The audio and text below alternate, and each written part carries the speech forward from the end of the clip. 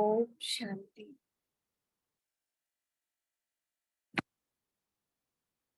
जैसा कि आज बृहस्पतिवार है, थर्सडे है, तो थर्सडे से हम बाबा के महावाक्यों पर आधारित जो पुस्तक है, कर्म योग से कर्म भोग पर विजय, इस पर हम लोग मनन चिंतन करते हैं। इसमें हमने आज तक बहुत सी बातें समझी। कर्म योग क्या है, कर्म भोग क्या है, कर्म भोग के कितने प्रकार है, कर्म योग से कैसे कर्म भोग को जीता जा सकता है, योग के प्रयोग, उनके अनुभव, ये सब बातें हमने सीखी। अब इसी श्रृंखला को आगे बढ़ाते हुए आज आगे चलते हैं। बाबा ने कहा, संगम युग ही सर्वश्रेष्ठ कर्म है। संगम युग ही सर्वश्रेष्ठ कर्म है ना। ये श्रेष्ठ कर्म ही हीरे की डाली है। चाहे संगम युगी कैसा भी श्रेष्ठ कर्म हो, लेकिन श्रेष्ठ कर्म के भी बंधन में फंस गया, जिसको दूसरे शब्दों में आप सोने की जंजीर कहते हो। देखो, हर बात में बाबा वास्तव में खेल खेल किसका है? मन बुद्धि को माया में नहीं फंसाना है, मन बुद्धि को परमात्मा पर एकाग्र करना है। धीरे धीरे धीरे धीरे बाबा के महावाक्यों को समझते हुए हमें अपनी मन बुद्धि को फ्री करते जाना है। इससे कहाँ से? ये माया की रग से हमें अपने आप को आजाद करना है, ताकि हमारी मन बुद्धि स्थूल से निकल करके सूक्ष्म परमात्म याद में जम जाए। तो इसीलिए बाबा कह रहे हैं कि यदि आप संगम युग को मान गए, आप मेरे अवतरण को मान गए, आपने मुझे पहचान लिया, खुद को पहचान लिया, लेकिन अब जैसे मैंने बताया है, 4 सब्जेक्ट्स है, ज्ञान योग धारणा सेवा। तो सेवा जब आप करते हो, यदि उसमें भी आपने कोई चाहना रख ली, सेवा करना संगम युग पर जो सेवाएं परमात्मा नाम पे की जाती है वो श्रेष्ठ कर्म ही है, लेकिन उनमें यदि आपने चाह रख ली तो क्या हुआ? बंधन में फंस गई आत्मा। श्रेष्ठ कर्म के भी बंधन में फंस गया, जिसको क्या कहते हैं? सोने की जंजीर। श्रेष्ठ कर्म में भी हद की कामना, अब मेरा नामान शान हो, मुझे मेरा नाम किया जाए, मुझे पुरस्कार मिले, मेरी वाहवाही हो। ये सोने की जंजीर है। चाहे डाली हीरे की है, जंजीर भी सोने की है, लेकिन बंधन तो बंधन है ना। मन बुद्धि तो गई ना उधर ना, इसलिए बंधन तो बंधन है। जैसे अन्य आत्माओं को सेवा की भावना से देखते हो, बोलते हो, वैसे निमित्त बने हुए लौकिक परिवार की आत्माओं को भी उसी प्रमाण चलाते रहो। देखो अभी बाबा क्या कह रहे हैं। बाबा कह रहे हैं कि जैसे बाकी आत्माओं को सेवा की भावना से देखते हो, कि ये मेरी सेवा मुझे करना है ना। सेंट पर जाकर के सेवा करते हैं, मधुबन में जब हमारे जोन की बारी आती है, टर्न आती है, तब हम वहां जाके सेवा करते हैं। तो बाबा कहते हैं जैसे वहां उनके आत्माओं को आत्मा समझ करके सेवा करके उनकी सेवा समझ करके श्रमदान देते हो, वैसे ही लौकिक परिवार की आत्माओं को भी उसी प्रमाण चलाते रहो। हद में नहीं आओ। क्या नहीं कहो? मेरा बच्चा, मेरा पति। अगर मेरापन है तो आत्मिक दृष्टि, कल्याण की दृष्टि नहीं दे सकेंगे, सोल कॉन्शियस नहीं बनेंगे और आत्मिक और कल्याण की दृष्टि नहीं दे पाएंगे, क्योंकि जहां पर मोह होगा वहां पर क्रोध भी आएगा, मेरा तेरा भी आएगा, ऊंच नीच आएगी। तो ये सब चीजें जो है हमें पापों के बंधन में बांधती जाती हैं। घर में रहने वाली, तो इस प्रकार क्या है कि हमें बेसिकली सोल कॉन्शियसनेस डेवलप करना है, हमें सबको आत्मा देखना है ना। तो आत्मिक दृष्टि डेवलप करने के लिए मेरापन नहीं आना चाहिए। हाँ, अगर मेरापन आ गया तो फिर कल्याण की दृष्टि नहीं दे सकते। घर में रहने वाली, घर की सेवा करने वाली साधारण माताएं हैं, हाँ, यही याद रहता है या जगत माता है, जगत का कल्याण करने के निमित्त कार्य कर रही हो। देखो बाबा क्या कह रहे हैं कि घर में रहते हुए हम अपने बाल बच्चों की, परिवार की सेवा तो करते हैं, लेकिन वो करते हुए हमें क्या याद रहना चाहिए? हम जगत माता है, जगत कल्याण के लिए निमित्त हैं, ये याद रहता है। जिसको ये रूहानी नशा होगा वह कर्म करेगा, लेकिन कर्म के बंधन में नहीं आएगा, है ना? उसमें मेरापन खत्म हो जाएगा, न्यारा और प्यारा होगा। कर्म के संबंध में आना और कर्म के बंधन में आना, इसमें भी फर्क है। तो बाबा ने पहले बताया ना, कर्म संबंध क्या होता है, कर्म बंधन क्या होता है। अगर कर्म के बंधन में आते हैं तो कर्म आपको खींचेगा, फुल स्टॉप लगाने नहीं देगा। देखा, एक नेगेटिव थॉट चलता है ना, फिर नेगेटिव चलता ही रहता है, चलता ही रहता है, चलता है। इसलिए नेगेटिव को, एक को डेवलप होने से भी रोक देना। तो अगर कर्म बंधन होगा तो फिर वो खींचेगा, फुल स्टॉप नहीं लगाने देगा। न्यारे होकर कर्म के संबंध में आना, ये अंडरलाइन करना है। माना कर्म किया और स्टॉप, मुझे कुछ नहीं चाहिए इस साथ में, बस इसका भला हो, इसका कल्याण हो, मैंने कर दिया, दैट्स इट, है ना? इसको अंडरलाइन करना। तुम बच्चों को अपनी इस लाइफ से कभी तंग नहीं होना चाहिए, क्योंकि ये हीरे जैसा जन्म गाया हुआ है। बाबा, हम तंग कहाँ होते हैं, उल्टा हम तो आना चाहते हैं इसी ज्ञान में, इसी लाइफ में। क्यों पूरा आना चाहते? क्योंकि बहुत फायदा है, बहुत ही आनंद है इस लाइफ में।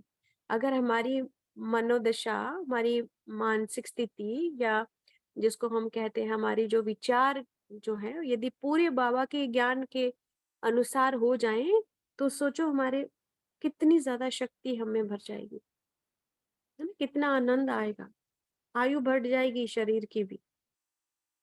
इसलिए कहते हैं योग से आयु बढ़ती है। तो योग माना पहले तो ज्ञान स्वरूप बनना, फिर ही योग लगा सकते हैं ना। तो ज्ञान स्वरूप जब हम बनेंगे तो क्या होगा उससे?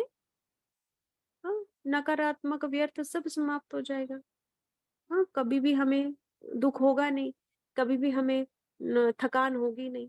तो इस तरह से बाबा कहते हैं तुम बच्चों को इस लाइफ से कभी तंग नहीं होना चाहिए, क्योंकि ये हीरे जैसा जन्म गाया हुआ है, इसकी संभाल भी करनी होती है। बीमारी में भी नॉलेज सुन सकते हैं, बाप को याद कर सकते हैं। देखो कितना सुंदर ज्ञान है।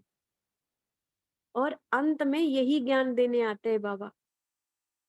पहले साधु संतों का खेल समाप्त, वेदों पुराणों का खेल समाप्त, उपनिषदों का समाप्त, सारे धार्मिक ग्रंथों का खेल जब समाप्त हो जाता है, फिर परमात्मा। कुरान में भी लिखा है कि अल्लाह जब क्यामत का समय होगा तो अल्लाह कब्र दाखिल रूहों को जगाएगा। तो वो लोग सोचते हैं पता नहीं शमशान में कोई वहां पर चाहे रूहें जागेंगी क्या? नहीं, कब्र दाखिल रूहें। क्या कब्र है? इस समय जब ज्ञान खत्म, टोटली अज्ञान के नीचे दब जाती है आत्मा, अज्ञान की परत उस पर चढ़ जाती है, तो वो कब्र के नीचे दब गई ना, झूठ के नीचे दब गई, क्योंकि वो स्वयं सत्य है, सत्य से दूर हो गई, मना दब गई, कब्र में चली गई। तो कब्र दाखिल रूहों को जगाया किसने? परमात्मा ने, खुदा ने, अल्लाह ने। तो ये वही ज्ञान है ना? इस समय अंत में जा करके बाबा हमें सत्य ज्ञान देते हैं। तो तुम बच्चों को अपनी इस लाइफ से कभी तंग नहीं होना चाहिए, क्योंकि ये हीरे जैसा जन्म गाया हुआ है, इसकी संभाल करनी है। बीमारी में भी हम नॉलेज सुन सकते हैं, बाप को याद कर सकते हैं। जितने दिन जिएंगे कमाई होती रहेगी, हिसाब किताब चुकता होता रहेगा। कितना सहज रास्ता है, सोचिए। ज्ञान को घुमाते रहो, बाबा को सुनते रहो, मनन चिंतन सुनते रहो, क्लासेस सुनते रहो, सुनते सुनते ही हीलिंग होती जा रही है। हाँ, सुनते सुनते हीलिंग हो रही है। ये सबसे बड़ी दवाई। सोचिए, कोई कहीं पर मरहम नहीं लगाना, कोई दवाई नहीं, कोई मेडिसिन नहीं खानी, कुछ नहीं, सुनते सुनते ही हीलिंग हो रहा है। तो कर्मातीत बनना है। कर्मातीत अर्थात कर्म के प्रभाव से अतीत, इसको कहते हैं कर्म। अब है कर्म योग, कर्म फल, कर्म भोग और संगम योग। कर्म योग अर्थात संगम योग। संगम युग में हम जो भी काम करते हैं वो भगवान की याद में करते हैं, इसी को कर्म योग कहते हैं, है ना? कर्म करते करते मन बुद्धि को परमात्मा की याद में टिका देना, ये है कर्म योग। तो संगम युग पर आत्मा कर्म योग के द्वारा कर्म भोग को चुकता करती है। संगम युग पर आत्मा कर्म योग के द्वारा कर्म भोग को चुकता करती है, आधे कल्प के रहे हुए कर्म बंधन के हिसाब किताब को चुकता करती है। क्या करती है संगम युग पर आत्मा? कर्म योग से कर्म भोग को मिटाती है। आधे कल्प, आधा कल्प माना द्वापर से जितने भी कर्म होते हैं वो सारे विकर्मी होते हैं। जो भी कर्म आत्मा बॉडी कॉन्शियसनेस में रह के करती है वो पाप ही होता है ना। तो हम कहाँ से करना शुरू करते हैं? बॉडी कॉन्शियसनेस कब से होना शुरू होते हैं? द्वापर युग से। इसीलिए क्या कहा जाता है, when Adam and ewe at the forbidden Apple, तो वो गिर गए कहाँ से? भगवान के गार्डन से नीचे गिर गए। तो भगवान का बगीचा क्या है? गार्डन ऑफ गॉड क्या है? सतयुग, त्रेता, स्वर्ग। वहां से नीचे गिर गए कौन? एडम और ईव। कौन सबसे पहले? जो स्त्री और पुरुष थे, आदम और हब्बा बोलते हैं उनको, हम उसको क्या बोलते हैं? लक्ष्मी नारायण, है ना, मम्मा बाबा जो है। तो संगम योग पर आत्मा कर्म योग के द्वारा कर्म भोग को चुकता करती है, आधे कल्प के रहे हुए कर्म बंधन के हिसाब किताब को चुकता करती है, और भविष्य आधे कल्प के लिए कर्म फल का और कर्म संबंध का खाता जमा करती है। अब हम भगवान की श्रीमत पर जो भी कर्म कर रहे हैं ना, ये पुण्य कर्म बनते जा रहे हैं। जो भी कर्म कर रहे हैं, किसी को दुआएं दे रहे हैं, हाँ, किसी को ज्ञान सुना रहे हैं, बांट रहे हैं, किसी को संदेश दे रहे हैं, भगवान के यज्ञ में पैसे डाल रहे हैं, कुछ भी कर रहे हैं, वो सारा हमारा जमा हो रहा है। ठीक है ना। तो कर्म फल संबंध का खाता बनाती है। कर्म संबंध अर्थात सुखदायी संबंधों का निर्माण करती है। ये विधि विधान हर आत्मा के लिए प्रभावित होता है, हर आत्मा के लिए, भले ही वह कल्प के अंत में एक ही जन्म लेने वाली क्यों ना हो। देखो, ये जो विधि विधान है हर आत्मा के लिए होता है, हर आत्मा के लिए, चाहे वो अभी कलयुग में ही जन्म लेके, एक ही जन्म लेकर के उसमें ही सुख दुख भोग करके चुकतू करे, उसको एक ही जन्म हो उसका। क्योंकि सृष्टि चक्र के नियमानुसार हर आत्मा इस विश्व नाटक में अपने पाठ का आधा समय सुख और आधा समय दुख का पाठ बजाती है।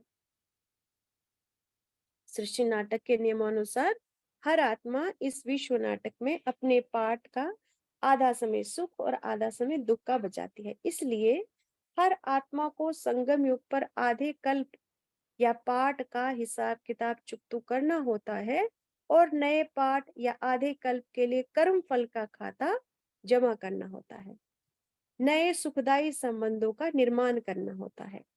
हर आत्मा को संगम युग पर भविष्य नए संबंधों और कर्म फल का खाता जमा करना होता है। उसके आधार पर आत्मा नए कल्प में उन आत्माओं के पास जन्म लेती है और सुख का उपभोग करने के लिए साधन संपत्ति मिलती है। देखो, अब इस बात को बड़े ध्यान से समझना है।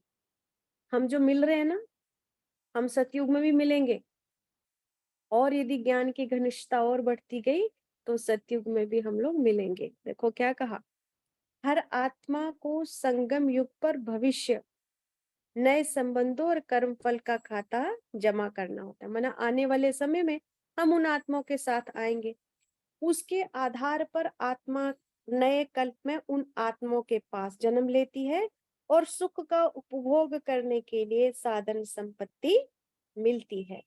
जो आत्माएं कलयुग के अंत में आती है उनको भी ये खाता संगम पर जमा करना ही होता है। देखो, ये नई बात है। जो आत्माएं कलयुग के अंत में आती हैं उनको भी ये खाता संगम पर जमा करना ही होता है। भले जमा करने का विधि विधान अर्थात कर्म योग अलग है। यदि परमात्मा के साथ उन आत्माओं का योग ना हो तो वे उसे याद क्यों करती है? कुछ आत्माओं का योग डायरेक्ट है और कुछ कर अपने धर्म पिता के संबंध से है। बहुत ही गहरी बात है, इसको ध्यान से समझेंगे। एक तो हमें इस समय अपने आधे कल्प का जितना भी हिसाब किताब बचा हुआ है उसको चुकतू करना है, और आने वाले समय के लिए हमें कर्म फल का खाता जमा करना है, नए सुखदायी संबंधों का निर्माण करना है। इस समय आत्मा भविष्य के लिए कर्म फल भी जमा करती है और नए संबंध भी जमा करती है। ठीक है। और फिर उसी के आधार पर आत्मा नए कल्प में उन आत्माओं के पास जन्म लेती है और सुख का उपभोग करती है, उसके लिए धन संपत्ति भी उसको मिलती है। जो आत्माएं कलयुग के अंत में आती है उनको भी ये खाता इसी समय जमा करना होता है। भले जमा करने का विधि विधान अर्थात कर्म योग अलग है। यदि परमात्मा के साथ उन आत्मा को योग ना हो तो वे उसे याद क्यों करती हैं? कुछ आत्मा का योग डायरेक्ट है और कुछ कर अपने धर्म पिता के संबंध से है। ठीक है, जो आत्माएं अभी भी नीचे उतरी है ना, उनको भी इसी समय जमा करना है। कुछ आत्मा का योग डायरेक्ट है और कुछ थ्रू जाती हैं, अपने धर्म पिता को याद करेंगे, उसके थ्रू परमात्मा के साथ संबंध जोड़ेंगी। हम जो परमात्मा से योग लगाते हैं उससे जड़ प्रकृति पावन होती है, जिससे वे भविष्य में श्रेष्ठ और सुखदायी फल देती है। और जो अन्य आत्माओं की तन मन धन से सेवा करते हैं उनको सुख का रास्ता बताते हैं, ज्ञान योग में आगे बढ़ने में सहयोग करते हैं, उससे भविष्य सुखदायी संबंधों का निर्माण होता है। रोग शोक बीमारी आदि के द्वारा आए हुए कर्म भोग को कर्म योग के द्वारा सहज सहन करते हुए पूरा करते हैं और आत्माओं के साथ रहे हुए हिसाब किताब का कर्म योग के द्वारा अर्थात उसकी वास्तविकता को जानकर खुशी से लेन देन करके सहयोग आदि के द्वारा पूरा करते हैं। ये हमने पहले भी पढ़ा कि अभी इस समय हम क्या करते हैं, कर्म योग करते हैं, जिससे हमारा पिछला जो कर्म भोग है, चाहे वो शरीर का है चाहे वो संबंध संपर्क का है, उनके साथ हम चुकतू करते हैं। किसी के साथ, जैसे मेरे किसी के साथ बहुत कटु संबंध थे, माना बहुत हेट्रेड मन में, उसको कैसे भुलाया मैंने? हाँ, ज्ञान को सीखकर। ज्ञान ने क्या सिखाया? जो संकल्प यदि तुम गलत करोगी तो उसका असर सबसे पहले किस पर होगा? तुम पर। इसलिए यदि उस आत्मा को पसंद नहीं भी करते हो तब भी उस आत्मा को, आत्मा के बारे में बुरा नहीं सोचो। क्यों? क्योंकि ये संकल्प पहले तुम्हारे शरीर को जला रहा है, क्योंकि इस संकल्प का पहला असर तुम्हारी कोशिकाओं पर हो रहा है। तो ये बहुत बड़ी अवेकनिंग थी मेरे लिए। तो धीरे धीरे धीरे धीरे उस टॉक्सिसिटी को, जो किसी के डोमिनेटिंग बिहेवियर से या अज्ञानता भरे बिहेवियर से मन में हो गई थी, उसको ज्ञान से धीरे धीरे चुकतू किया, है ना, उसको ज्ञान से धीरे धीरे चुकतू किया, है ना। तो क्या है ये कर्मयोग? कर्मयोग से अंडरस्टैंडिंग आ गई, है ना, इसलिए सहन शक्ति भी बढ़ती है ना।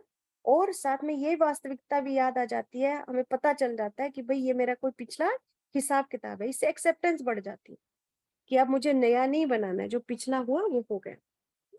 तो इस प्रकार हम लोग कर्म योग से इस समय अपना खाता चुकतू करते हैं, ठीक है। और जब हम परमात्मा से योग लगाते हैं तो क्या होता है? जड़ प्रकृति, सबसे पहली कौन सी प्रकृति? मेरा शरीर, ये भी पावन होती है। जब भगवान से योग लगता है तो मेरी जड़ प्रकृति अर्थात मेरा शरीर भी पावन होता है, ठीक है, जिससे भविष्य में श्रेष्ठ और सुखदायी फल मिलता है। पहले मेरे शरीर रूपी प्रकृति और फिर मुझसे जो तरंगे बाहर जा रही हैं वो आसपास की वायुमंडल को भी पावन करेगा, ठीक है। इस तरह से रोग शोक बीमारी ये सारे क्या हो जाते हैं? खत्म हो जाते हैं। संगम युग पर ही कर्म योग के द्वारा आत्मा को आधे कल्प का विकारी कर्म संस्कारों के वशीभूत किए गए कर्मों का हिसाब किताब खत्म होता है। संगम युग पर ही कर्म योग के द्वारा आत्मा को आधे कल्प का विकारी कर्म संस्कारों के वशीभूत किए गए कर्मों का हिसाब किताब खत्म होता है। हम विकार में कब से जाते हैं? द्वापर से। तो द्वापर से लेकर के कलयुग के अंत तक जो भी मेरे संबंध संपर्क होते हैं वो कैसे होते हैं? विकारों के वश। क्रोध कहीं कर लिया, काम विकार में कहीं चले गए, ईर्ष्या हो गई, द्वेष हो गया, देख रेख होगी, कुछ भी, ये सारे विकारी संकल्प है। इनके आधार पर जो मेरे हिसाब किताब बनते हैं वो इस समय खत्म होते हैं। और आधे कल्प के लिए श्रेष्ठ कर्म का खाता जमा करना होता है। द्वापर के बाद जो भी हिसाब किताब या संबंध होते हैं द्वापर के बाद जो भी हिसाब किताब या संबंध होते हैं वे सब कर्म बंधन वाले ही होते हैं, ये हमें याद रखना। द्वापर के बाद जो भी हिसाब किताब होते हैं वे कर्म बंधन वाले ही होते हैं। क्यों? क्योंकि क्योंकि उस समय हमारी सोच बॉडी कॉन्शियसनेस की है, संकल्प विकल्प है, संकल्प शुद्ध नहीं है, विकल्प है ना। देखा देखी में हम लोग जो है लेन देन करते हैं चीजों का, सोल कॉन्शियसनेस नहीं है, बॉडी कॉन्शियसनेस है। तो इसलिए सारे के सारे द्वापर के बाद जो हिसाब किताब होते हैं वो सारे कर्म बंधन वाले होते हैं। कर्म संबंध केवल संगम युग पर ही जुड़ता। कैसे जुड़ता है? लेकिन संगम युग पर भी कई बार हम पुराने संस्कारों के कारण कर्म बंधन बना लेते हैं। कर्म संबंध इस समय कैसे जुड़ता है? दूसरों को आत्मिक दृष्टि से देख करके, दुआएं दे करके, निष्काम दुआएं, निष्काम। कोई व्यक्ति मुझे अच्छा लगता है तो ये नहीं है कि मैं उसको उसके लिए अच्छा सोच रही हूँ तो ये दुआ है, नहीं, वो तुम्हें आकर्षण है उसकी तरफ। दुआ माना परमात्मा का एक स्वरूप सा उसमें देखना। मुझे उसके कर्मों से कुछ नहीं लेन देना, बस भगवान इसका भला करे, मैंने अपना कर्म किया, ऐसा न्यारा और प्यारा। तो इस प्रकार से इस समय जो कर्म संबंध होते हैं वो केवल संगम युग पर बनते हैं, जो आधे कल्प तक चलता है। अब हम आपस में जुड़े हुए हैं, हमारा क्या है, क्या लेन देन है एक दूसरे के साथ? केवल ज्ञान का मनन चिंतन, शुभ भावना, शुभकामना, ज्ञान का मनन चिंतन कर रहे हैं, है ना। हमें किसी से कुछ नहीं चाहिए, लेकिन एक रूहानी स्नेह है। तो ये क्या है? कर्म संबंध। ये कर्म बंधन नहीं है। कर्म बंधन कब बनेगा? फॉर एग्जाम्पल मैं कहूँ मुझे मनीषा दीदी ने कुछ इज्जत नहीं दी, मेरे साथ अच्छा नहीं बोला, ये कर्म बंधन बन गया। उषा दीदी ने मुझे ऐसे बोल दिया, ये कर्म बंधन बन गया। लेकिन यदि हम सभी आत्माएं हैं, परमात्मा के बच्चे हैं, हर आत्मा अपने रूप में विशेष है, हर आत्मा का अपना पाठ है और अपनी विशेषता है, परमात्मा ने उसको चुना है ना, वो अपने आप में बहुत यूनिक है। ये सब भावना यदि मेरे मन में हो, मुझे किसी से कुछ ना चाहिए, ना मान शान, कोई प्राप्ति नहीं चाहिए, बस क्योंकि वो भी ईश्वरीय परिवार का एक अनमोल हीरा है। इस दृष्टि से मैं देख करके जो भी संकल्प, बोल और कर्मों से संबंध करती हूँ वो कर्म संबंध बनते, वो कर्म बंधन नहीं बनते। नहीं तो अभी भी बीकेज में भी कर्म बंधन बनते हैं। देख रेख है ना, तो मैंने बड़ी जगह देखा है, यहाँ पर बड़ी निमित आत्माएं ही पक्षपात करती हैं। जहाँ से धन ज्यादा आ रहा हो उसको ज्यादा दे दिया, उसको ज्यादा अपॉर्चुनिटीज दी, वहां से माना कहीं पर थोड़ा थोड़ा इस तरह से अनुभव में आया। अनुभव में आया तो थोड़ा सा लगा कि नहीं ये ठीक नहीं हो रहा है, लेकिन ड्रामा है, हर आत्मा का अपना पाठ है, हमें बोलने की जरूरत नहीं है। लेकिन बाबा के ज्ञान के अनुसार ये भी कर्म बंधन है। ठीक है, कर्म संबंध तभी बनता है जब आत्मिक दृष्टि से हम एक दूसरे को देखते हैं और कार्य व्यवहार करते हैं। तो द्वापर कलयुग है कर्म भोग और कर्म बंधन बनाने और भोगने का युग। सत्युग त्रेता है संगम युग पर बनाए कर्म संबंधों और किए सुकर्मों का कर्म फल का सुख भोगने का युग। और संगम युग है कर्म योग से, कर्म बंधन से मुक्त होकर कर्म संबंध बनाने और सुकर्मों द्वारा कर्म फल जमा करने का युग। देखो कितना कीमती युग है ये। द्वापर कलयुग क्या है? कर्म भोग का युग, क्योंकि वहां पर कर्म भोग ही बनता है, कर्म बंधन ही बनते हैं। बॉडी कॉन्शियसनेस के आधार पर लेन देन हम करते हैं। संगम युग पर बनाए गए कर्म संबंधों और किए सुकर्मों का कर्म फल का सुख कब मिलता है हमें? सतयुग त्रेता में। सतयुग त्रेता है संगम युग पर जो हमने कर्म संबंध बनाए हैं, अच्छे कर्म किए हैं, इनका फल हमें सतयुग में मिलता है। और संगम क्या है? कर्म योग। कर्म योग से, कर्म बंधन से मुक्त होकर, क्योंकि जब भगवान से योग लगाते हैं तो पहले तो ईश्वर से योग लग ही नहीं सकता जब तक आपका मन साफ नहीं है। मन में जरा सी भी नकारात्मकता है, आपका बुद्धि योग टिकेगा नहीं बाबा पर। और इसकी पहचान क्या है? विजुअलाइजेशन पावर कम हो जाती है। ये बड़ा ध्यान से समझिएगा आप इसको। यदि आपके नकारात्मक और व्यर्थ संकल्प बहुत चलते हैं तो आपको बाबा विजुअलाइज नहीं होगा। आप इसको अनुभव करके देखिए। जब मुझे अपने जीवन में काफी हलचल रही तो मुझे बाबा दिखता नहीं था। फिर मैं क्या करती थी, मधुबन चार धाम की यात्रा कर, सूक्ष्म नहीं दिखता था। देखो, इसको समझना है कैसे नेगेटिव थॉट से आपकी विजुअलाइजेशन पावर कम हो जाती है। साइंस ऑफ राजयोगा, नेगेटिव और बेस थॉट से आपकी विजुअलाइजेशन पावर कम हो जाती है।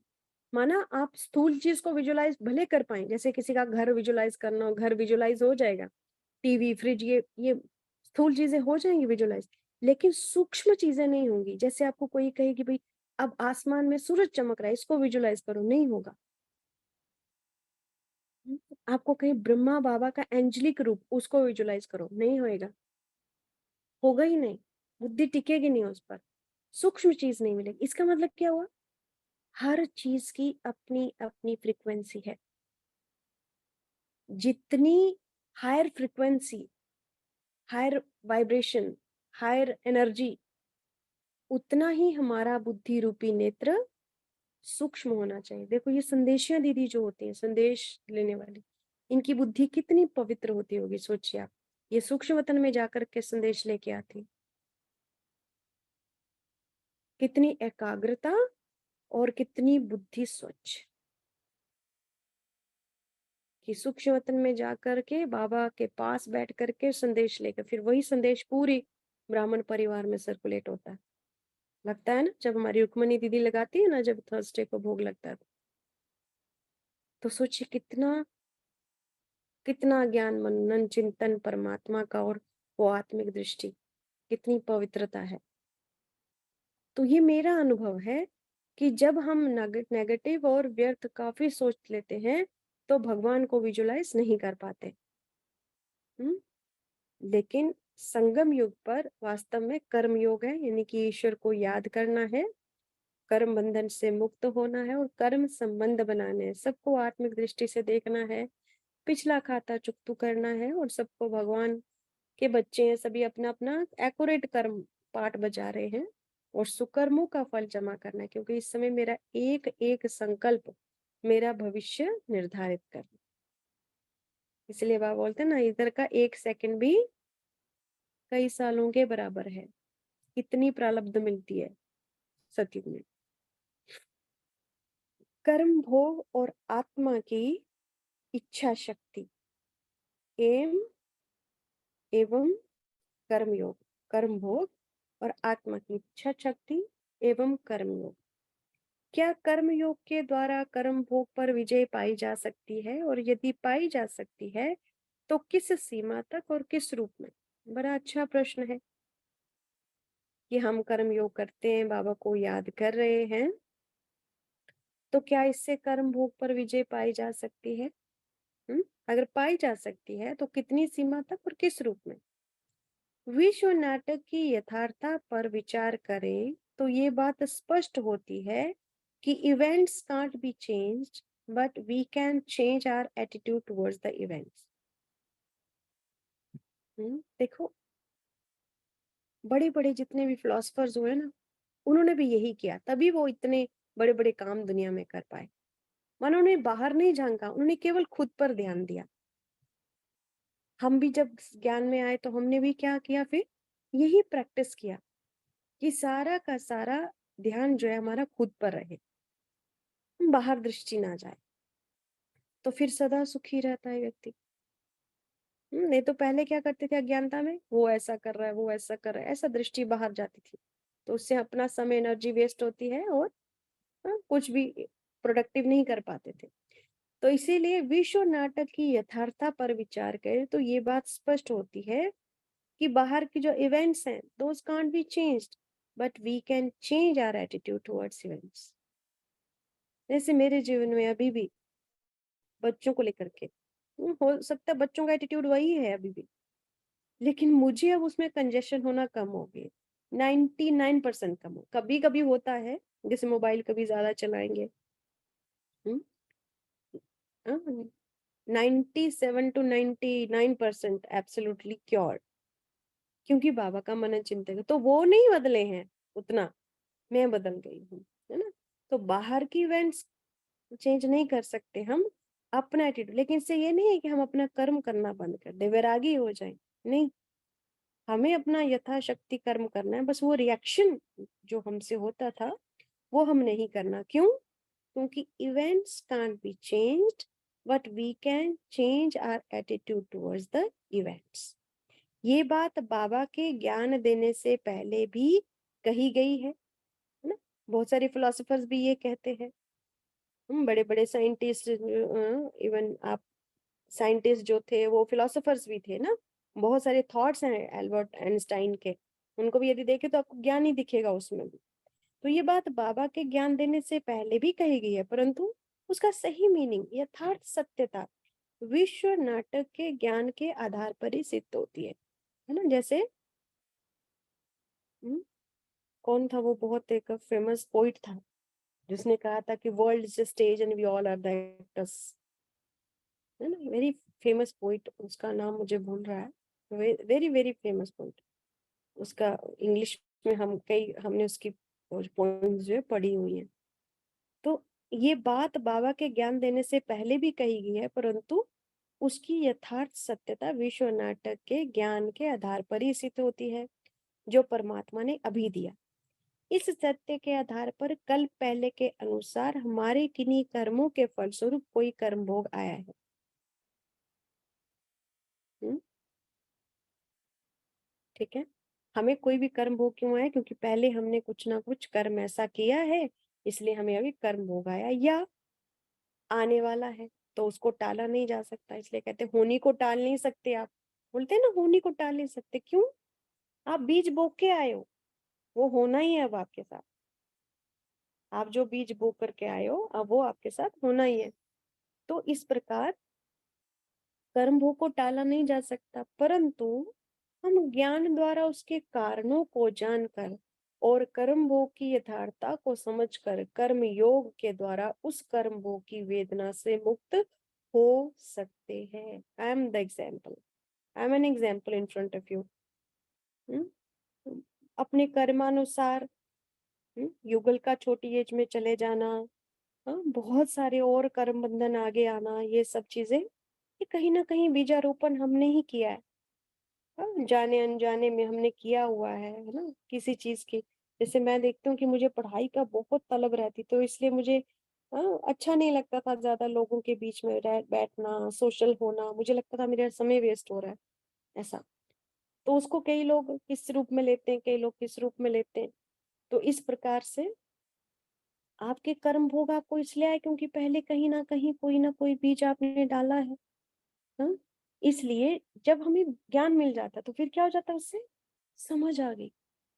जब समझ आ जाती है तो, हालांकि शुरू शुरू में इसको एक्सेप्ट करना मुश्किल है, मुझे भी काफी कठिनाई हुई थी। कारणे अकारणे हम किसी न किसी को ब्लेम करते हैं उस चीज के लिए। लेकिन फिर भी जब ये भी समझ आता है कि ब्लेम करने से भाई तब भी नुकसान आपका ही हो रहा है, जब इतनी सूक्ष्म बात समझ आ जाती है कि एक भी नेगेटिव थॉट मेरे ही शरीर को पहले जला रहा है, तो फिर हर आत्मा का मूल स्वभाव है फायदा। हर कोई लाभ के पीछे जा रहा है। इवन अज्ञानी भी लाभ लाभ ही ढूंढ रहे हैं, लेकिन अज्ञानतावश मृग तृष्णा, गलत जगह पर लाभ ढूंढ रहे हैं। वो इंद्रियों के सुख में लाभ ढूंढ रहे हैं, जबकि वो टेम्पररी चीजों के पीछे भाग भाग के लाभ ढूंढते हैं। तो इस तरह से बाबा ने कहा कि ज्ञान के आधार से उस कर्म भोग के कारण को हम जान सकते हैं, और कर्म भोग को समझकर कर्म योग के द्वारा उस कर्म भोग की वेदना से मुक्त हो सकते हैं। मुक्त भी हो सकते हैं, अगर होनी भी हो तो फिर हल्का, ऐसे कहते हैं ना, जो वेदना है वो ऐसे होगी अब जैसे हम्म, अम, जैसे मक्खन में से बाल, ऐसे है ना। आरी आरी का दर्द कांटे के समान होता है भगवान की याद से। तो इस प्रकार उस वेदना से मुक्त हो सकते हैं या उसको हल्का कर सकते हैं। सत्य ज्ञान और कर्म योग के अभ्यास से आत्मा की विल पावर बढ़ती है। यस, ये हम सब ने अनुभव किया होगा जब से हम बाबा का ज्ञान सुन रहे हैं। हाँ, हम देखते हैं कि हमारी हर जगह पर क्या है, स्पष्टता, हर जगह पर एक जो है बड़ा स्टीक रिस्पॉन्स, निर्णय शक्ति, विल पावर, ये बढ़ती है, जिस विल पावर के आधार पर आत्मा सहज कर्म योग से कर्म भोग से मुक्त हो सकती है ना, कर्म भोग से मुक्त हो सकती है, क्योंकि क्या हुआ, विल पावर भी बढ़ गई और एक्सेप्टेंस भी आ गई कि जो मुझे आ रहा है वो मेरे ही कर्मों के कारण आ रहा है। तो ये सब कर्म योग से होता है।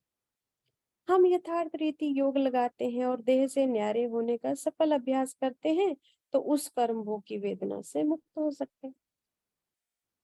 यथार्थ रीति योग लगाते हैं, यथार्थ रीति योग लगाना माना बाबा को, हाँ, याद करना, और बाबा की ऊर्जा को स्वयं में, अगर शरीर का कोई भोग है तो, कर्म भोग है तो, हाँ, वहां पर किन्ने से हमने पीछे देखा है ना, किस तरह से कर्म योग से हम वेदना को मिटा सकते हैं, भगवान की किरणें स्वयं पर डालकर उन आत्माओं को देकर उनको ठंडा कर सकते हैं। तो यथार्थ रीति योग लगाते हैं और देह से न्यारे होने का सफल अभ्यास करते हैं, तो उस कर्म भोग की वेदना से मुक्त हो सकते हैं। ये अभ्यास और स्थिति जितनी गहरी होगी, अब हमें ये अभ्यास होना चाहिए कि मेरा मन बुद्धि टिके, भगवान की याद पर टिके। हाँ, लेकिन यदि पुराने संस्कार आगे आ जाए तो मन बुद्धि वहां पर टिकता नहीं है। हालांकि बाबा ने कहा है कि मुझे 1 सेकंड भी याद किया तो मानो 1 कदम बढ़ा लिया अच्छाई की ओर। 1 सेकंड भी याद करो, उसका भी फायदा होता है। तो इस प्रकार से ये अभ्यास और जितना गहरा होगा, हमारी विल पावर जितनी शक्तिशाली और दृढ़ होगी, उसका प्रभाव भी उतना ही गहरा होगा। अर्थात उस सीमा तक हम उस कर्म भोग से मुक्त हो सकते हैं, है ना। मैंने आपको बताया था ना, हाँ, जितना भी नेगेटिव आप सोचते हैं, व्यर्थ सोचते हैं ज्यादा, तो उसका सबसे पहला प्रभाव आपके न्यूरॉन्स पर पड़ता है, न्यूरॉन्स। तो शुरू शुरू में मुझे ये ज्ञान समझने आया, योग अच्छा लगता था बस क्योंकि मजा आता था, और शायद उस समय बाबा की बहुत पालना थी मुझे, तो इस प्रकार मुझे योग ही अच्छा लगता था, भगवान का प्यार खींचता था, वो आकर्षण होता था बहुत ज्यादा। लेकिन ज्ञान की पूरी धारणा, हाँ, संकल्प, ऐसा अमृत वेला करना, मुरली पढ़ ली, लेकिन मुरली पर पूरी पकड़ मुझे बनानी है वो नहीं था, संकल्प रुकते नहीं थे उस पर, है ना, या वो मेरे संकल्पों का पार्ट नहीं बनता था। तो क्या हुआ, उससे धीरे धीरे योग लगना बंद हो गया। तो जब योग लगना बंद हो गया तो फिर समझ आया कि भाई ये कहाँ मिस्टेक्स कर दी हमने। तो फिर संकल्पों का महत्व पता चला, तो यथार्थ रीति योग लगाना तब सीखा। फिर माना, क्या पता चला, जो चीज हमें जीवन में चाहिए वो सोचो, जो चीज हमें नहीं चाहिए जीवन में उसको मत सोचो। जैसे मुझे गुस्सा नहीं करना, मुझे गुस्सा नहीं करना, ये नहीं सोचना है, मैं शांत स्वरूप, ये सोचना। माना संकल्पों का इतना इफेक्ट पड़ता है, कोई भी नेगेटिव बात आपके संकल्पों में होनी नहीं चाहिए। तो इस तरह से भगवान को यथार्थ रीति याद करना, योग युक्त होने से हम वेदना से मुक्त हो जाते हैं। जितना ये अभ्यास गहरा होगा, उतनी हमारी विल पावर और शक्ति होगी, तो उसका प्रभाव भी उतना ही गहरा होगा, अर्थात वो जो कर्म भोग है वो जल्दी चुक्त हो जाएगा।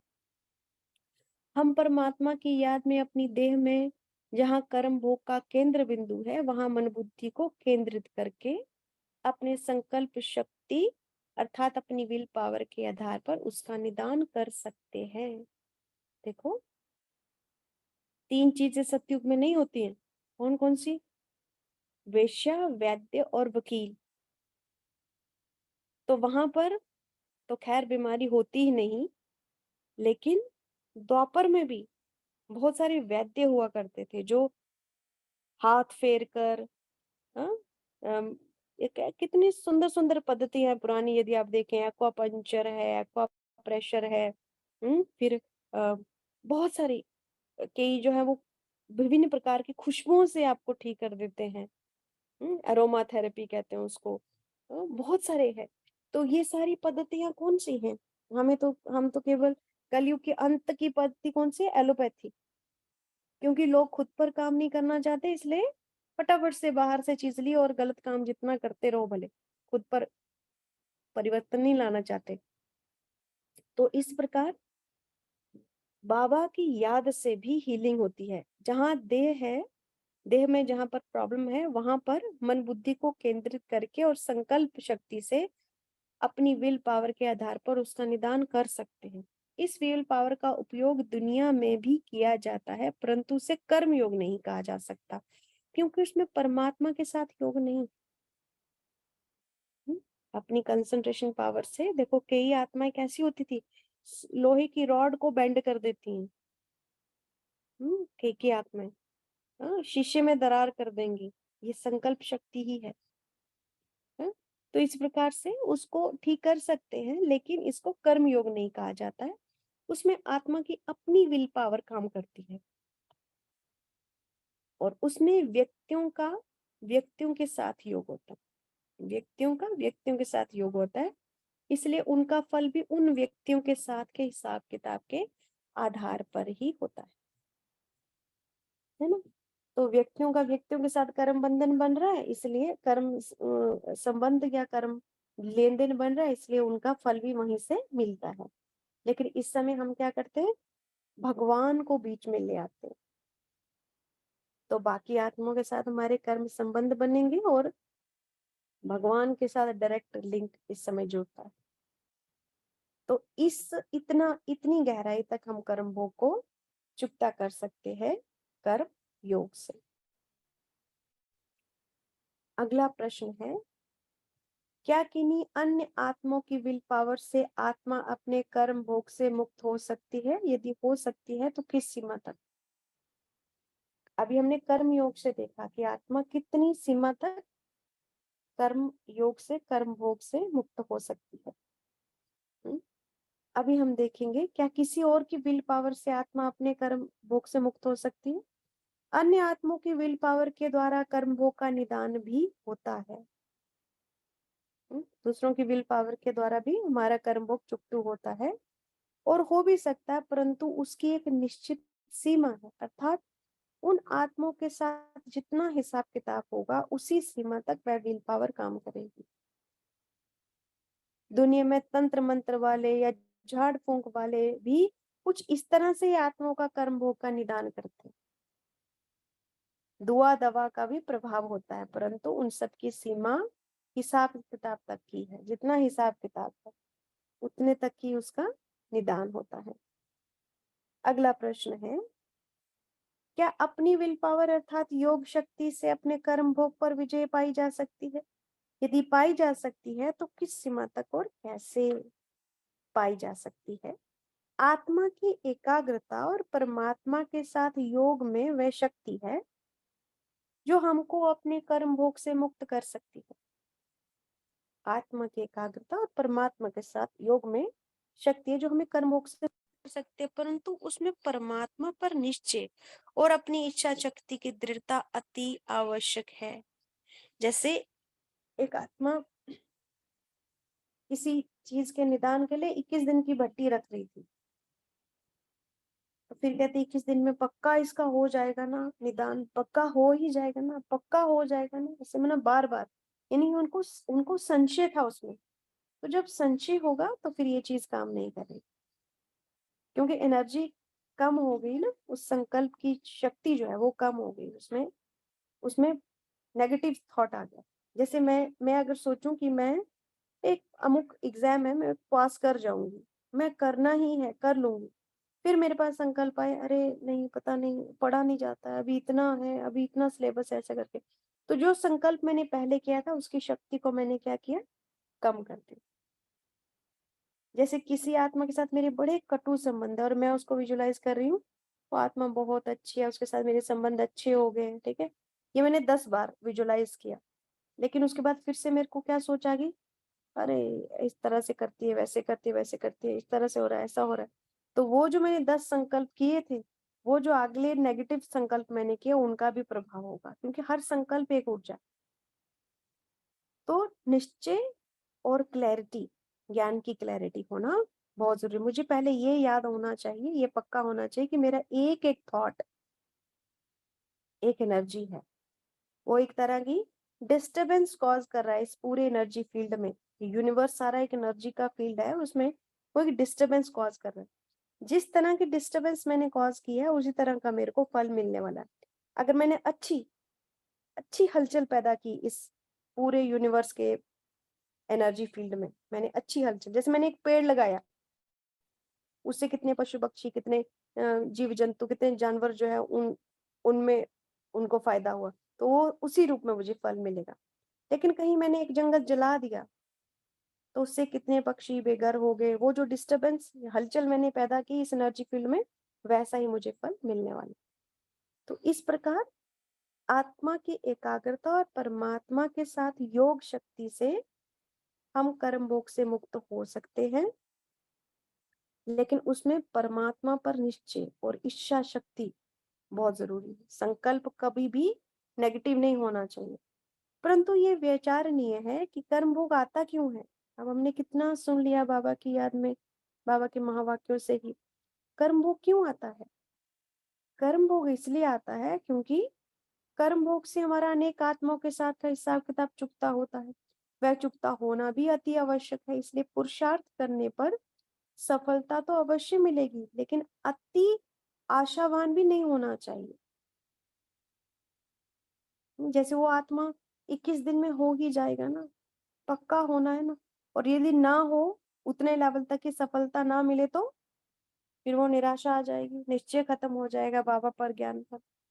इसलिए अत्यधिक आशावान भी नहीं होना चाहिए, अर्थात पुरुषार्थहीन भी नहीं होना है कि अगर नहीं हुआ तो मतलब पुरुषार्थ नहीं करेंगे। और अति आशावान भी नहीं होना है। साक्षी होकर पुरुषार्थ करने वाले सफल भी होते हैं और संतुष्ट भी रहते हैं। जो साक्षी होकर सफल, साक्षी होकर माना मैंने तो अब इस ऊर्जा के फील्ड में मैंने अपना कर्म कर दिया, अब इसका फल जैसा निकले, ये बाबा को दे। तभी कहते हैं ना, कर्म कर और फल की इच्छा ना कर, क्योंकि फल तो मिलना ही है। इसलिए अत्यधिक आशावान भी नहीं होना है और पुरुषार्थहीन भी नहीं होना है।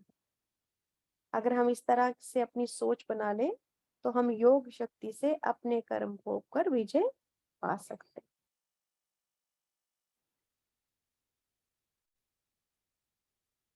आज यहीं तक रखते हैं। अभी आराम से बैठेंगे, देखेंगे अपने आप को।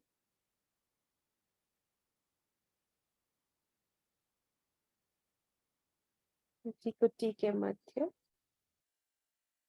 मैं आत्मा चमक रही हूँ।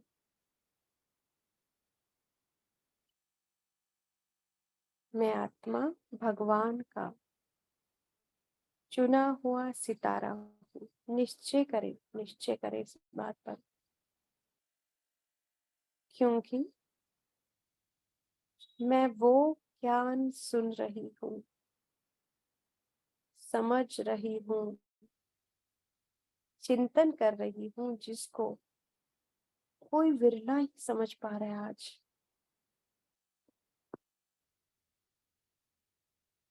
तो धन्य है मेरी बुद्धि और धन्य है मेरे पुण्य कर्म।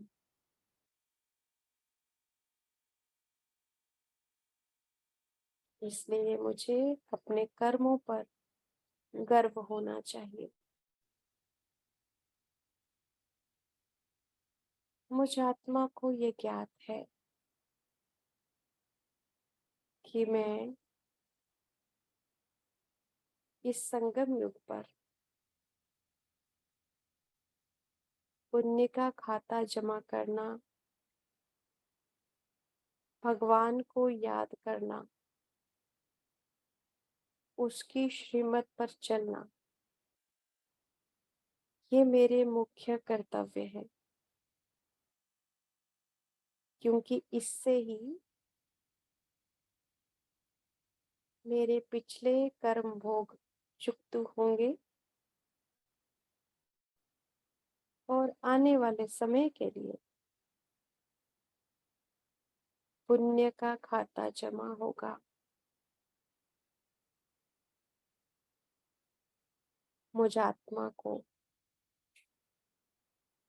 भगवान के इस अनमोल ज्ञान पर, भगवान पर और स्वयं पर संपूर्ण निश्चय है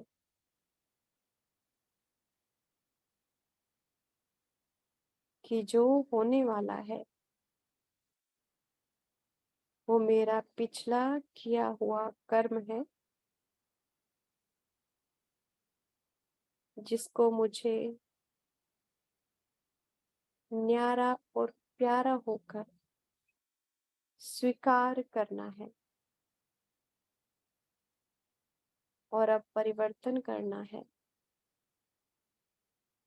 ज्ञान युक्त होकर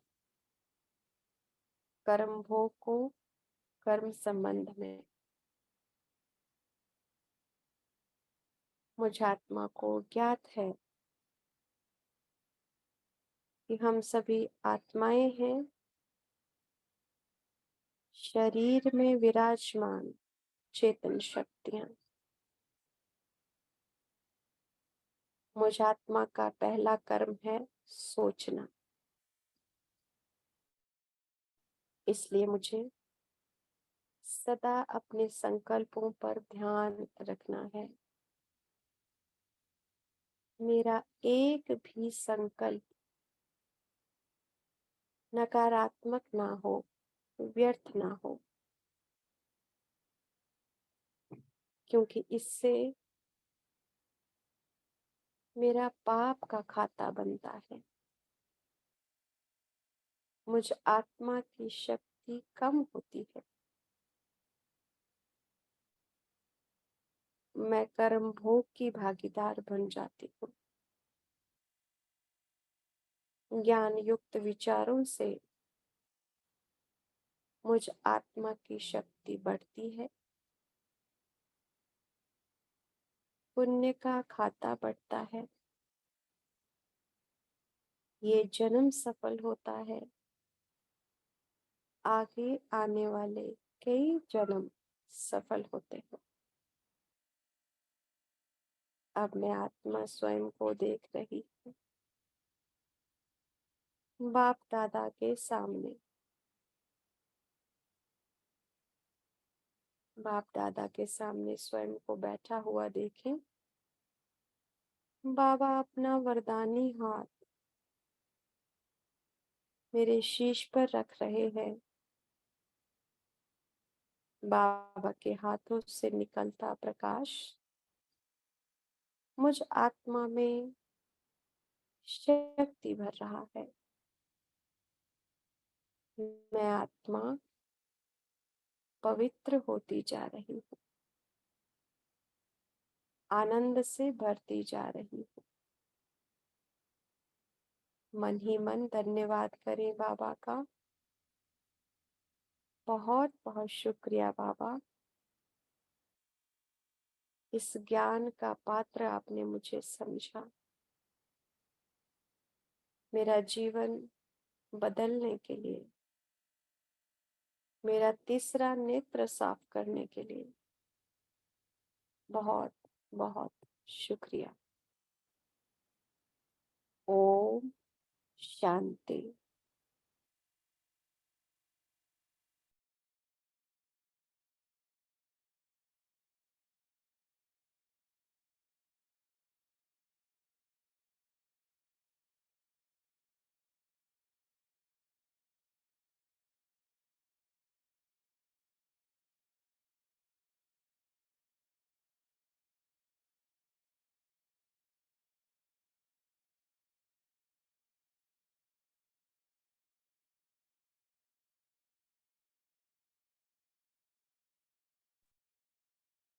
ओम शांति।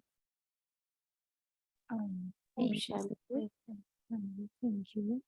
दीदी, जैसे लास्ट में बाप ने कहा ना कि आप कोई भी विजुअलाइजेशन करते हो तो उसको भी ना साक्षी भाव में आप आकर के किसी भी चीज़ के लिए सक्सेस के लिए आप विज़ुअलाइज़ कर रहे हो, तो उसको हाँ, भी ना उसकी सक्सेस को उसके फेलियर से भी आप डिटैच हो जाओ। हाँ, वहाँ पे हमें लगता है कि हम उसमें ना अगर कर रहे हैं तो फिर एक इतने आशा से जुड़ जाते हैं कि होना ही चाहिए और हाँ, वो चीज़ हुई भी होना नहीं है। है कितनी दफ़ा, फिर वो ना डाउन वाली स्थिति चली जाती है अपने मन की। हाँ, हाँ, हाँ, उससे क्या होगा देखो इसको समझना है आपने। मुझ में ये बहुत कड़ा संस्कार था। ये जो आप फ़ील कर रहे हो ना, बहुत ज़्यादा, बहुत मेहनत लगी मुझे इसको ख़त्म करने में, क्योंकि बहुत गहराई थी, बचपन से ऐसी थी मैं। तो क्या करना है, इसमें आपने मैंने जिस तरह से समझ के इसको ठीक किया था, आपने संकल्प शक्ति को समझना है। आप देखेंगे जब आप कर्म के फल से आप देखिए हम जब पढ़ते हैं ना, हम फल को ज़्यादा देख रहे होते हैं, होना ही चाहिए, होगा कि नहीं होगा। हम उस पे नहीं दे रहे हैं आधार कि पहले कर्म करना है फिर फल मिलता है और फल मेरा निश्चित ही है। फॉर एग्ज़ाम्पल मुझे आईएएस करना है, अगर मेरी लियाकत लियाकत माने देखो इसको एनर्जी के हिसाब से समझते हैं। इस संसार में हर चीज़, हर पद, मान, पोज़ीशन एक एनर्जी लेवल पर है। फॉर एग्ज़ाम्पल टीचर बनना एक समझ लीजिए 5 एनर्जी लेवल पर है, आईएएस बनना 100 एनर्जी लेवल पर है फॉर एग्ज़ाम्पल, ठीक है? अब मैं हाँ टीचर जी। हूँ और मैं 100 तक पहुँचना चाहती हूँ, ठीक है? तो मुझे अपनी फ्रीक्वेंसी, अपनी वाइब्रेशन 100 तक पहुँचानी पड़ेगी, फिर ही मैं आईएएस कर सकती हूँ, ठीक है? अब जब मैं उसके लिए प्रयास कर रही हूँ, ठीक है? अगर मैं पढ़ रही हूँ, पूरा मैंने सिलेबस भी पढ़ लिया, लेकिन मेरे मन में नेगेटिव चल रहा है, तो मेरा उससे क्या हो रहा है, मेरी वाइब्रेशन डाउन हो रही है। समझे आप? एनर्जी हिसाब से समझना है। फॉर एग्ज़ाम्पल 100 पे है, 100 एनर्जी लेवल पर वो मेरा स्टेटस है और अभी मेरा स्टेटस 5 या 15 है, तो मुझे वो अपनी वाइब्रेशन उतनी लेवल पर पहुँचानी पड़ेगी। यही है law of attraction. Law of attraction क्या कहता है? डू नॉट से आई वांट, से आई हैव इट। माना आप सोचो कि वो चीज़ आपको मिल गई है और वैसा ही आप सोच में और व्यवहार में वैसा ही रखो। हम क्या करते हैं, हम फल को जब देख रहे हैं तो तलब है, एक तरह की प्यास है या एक तरह की हम लोग उसको क्या कर रहे हैं, लालच है। तो लालच की वाइब्रेशन क्या है? आपकी जो सोच है वो क्या है? लोअर ग्रेड की हो गई ना, इसलिए वो लक्ष्य प्राप्त करना मुश्किल लगता है हमें। लेकिन जब मैं पढ़ रही हूँ और मेरे को मैं कोई फल के बारे में नहीं सोच रही, मैं सिर्फ ये सोच रही हूँ अच्छा आज मेरा इतना मैंने निर्धारित किया है सिलेबस, अच्छा ये पूरा होना चाहिए, थोड़ा रह भी जाए कोई बात नहीं, अच्छा इतने समय में, ओके मुझे इतने समय में करना है ये ऐसे। मैंने उसकी पूरी प्लानिंग करके मैं चल रही हूँ। तो प्लान करना वास्तव में एक रॉयल आत्मा की निशानी। समय को प्लान करके कौन चलता है? जो रॉयल सोल है ना? उसको अपने हर एक जो जितने बड़े लोग होते हैं ना, वो अपने हर एक थॉट का वैल्यू समझते हैं, हर एक सेकंड का वैल्यू करते हैं, तभी वो देखो प्रधानमंत्री के पास भी 24 आवर है, हमारे पास 24 आवर, लेकिन वो पूरी कंट्री को चला रहा है। हम अपनी घर गृहस्थी को चलाते थोड़ा लटकरा रहे हैं। क्यों? अभी हमारी वो वाइब्रेशन नहीं पहुंची, वो लेवल नहीं हमने लाया। वो लेवल कैसे लाएंगे? जितना जितना मेरे संकल्प प्योर पॉजिटिव होते जाएंगे, मेरी वाइब्रेशन रेज होती जाएगी, तो वो चीज मुझे सहज, वो चीज मुझे प्राप्त होनी ही है। ये तो दो राय है ही नहीं। लेकिन हम क्या करते हैं, पहले फल को पकड़ने का कोशिश करते हैं और वो जो करना चाहिए हमें, वो हम नहीं करते, है ना? यदि आप फल के बारे में ज़्यादा सोचेंगे ना, तनाव ज़्यादा आएगा, समय कम है। अरे! बहुत सारे लोग कम्पीट कर रहे हैं। अरे! मेरा तो सिलेबस इतना रह गया। अरे! मेरे को ये इसकी अंडरस्टैंडिंग नहीं है, उसकी अंडरस्टैंडिंग नहीं है, ये नहीं। तो आपने पहले ही ये संकल्पों से अपना वाइब्रेशन डाउन कर दिया। पर आप हायर लेवल की चीज़ रहे हो। तो जब आपकी वाइब्रेशन डाउन हो गया, एनर्जी डाउन होगी, तो आप उस चीज़ को ग्रैस्प भी नहीं कर पाओगे। बहुत सारे बच्चों को देखा आपने, भूल जाता है, पढ़ा पूरा होता है लेकिन भूल जाता है एग्ज़ाम में। क्यों हुआ वो? नकारात्मकता बहुत थी, वाइब्रेशन लो कर गई अपनी। ये किस कारण होता है? अपने आप को फल की इच्छा के साथ जोड़ देते हैं। फल को पकड़ लेते हैं, पकड़ने की कोशिश करते हैं। जबकि हमें समझना ये चाहिए कि कर्म किया तो फल ऑटोमेटिकली आना ही, वो तो परछाई है, वो तो आनी ही है। बस मुझे ध्यान कर्म पर देना है।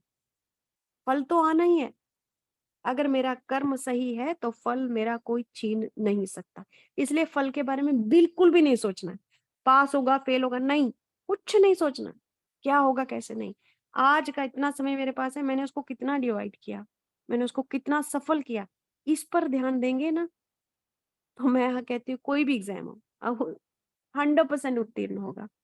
ये मैंने पद्धति कब अपनाई, जब मैंने state civil services exam qualify किया। ये मुझे बाबा शायद खींचना चाहते थे ज्ञान में, तब मैंने इसको प्रैक्टिस किया। मैं सिर्फ़ इस पर ध्यान देती थी कि मैंने कितना पढ़ा है और संकल्प पूरे पॉज़िटिव रखती थी। क्या पॉज़िटिव संकल्प? हो जाना है, होना ही है, कुछ नहीं, मैंने जो पढ़ा है उसी में से एग्ज़ाम आना है। नहीं तो मुझे कौन से संकल्प तंग करते थे? अरे! लोग तो 4-4 साल से तैयारी कर रहे हैं, मेरे पास तो समय नहीं है, मैं तो घर गृहस्थी वाली हूँ, मेरे तो बच्चे हैं, मेरी तो जॉब है, ये होगा, वो होगा, कहाँ होगा, ये वो, ये सारे संकल्पों को मैंने काटा। आते थे संकल्प, फिर से काटती थी, फिर से आते थे, फिर से काटती। जब तक इनका प्रभाव नहीं जाता था, तब तक मैं इनको काटती रहती थी। और थोड़ी देर के बाद मैंने देखा कि मुझे ये नकारात्मकता फ़ील होना, नहीं तो मेरा हार्ट सिंक होता था, पैल्पिटेशन होना शुरू हो जाती थी मुझे, क्योंकि तब मुझे ज्ञान नहीं था। है ना?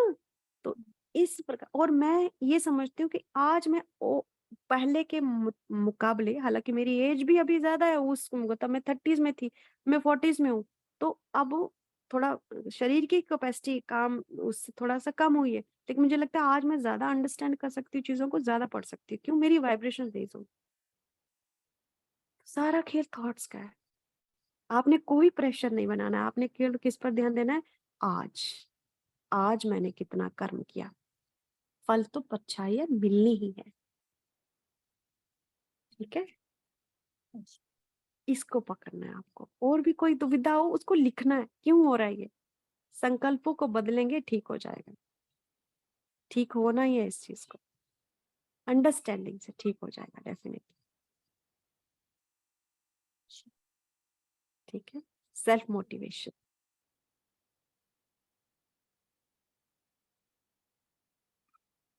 Thank you so much. Okay, हाँ। और भी चिंतन इस पर कर सकते हैं, काफ़ी गहरा, ऐसी बात नहीं है। लॉ ऑफ अट्रैक्शन को समझेंगे ना आप, तो बहुत अच्छे से समझ आए।